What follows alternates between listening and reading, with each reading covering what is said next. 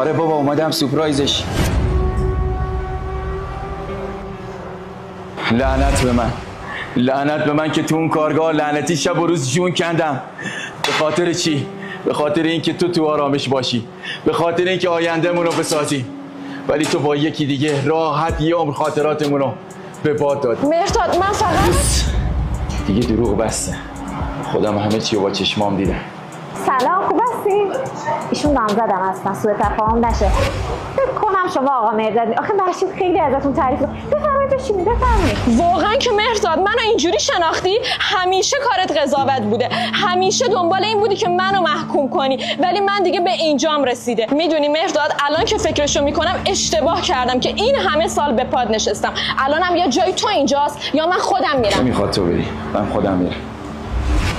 شانس آوردی به موقع رسیدم، ولی خداییش بچه‌ها خوب جمعش کردم. تو نامزد داشتی؟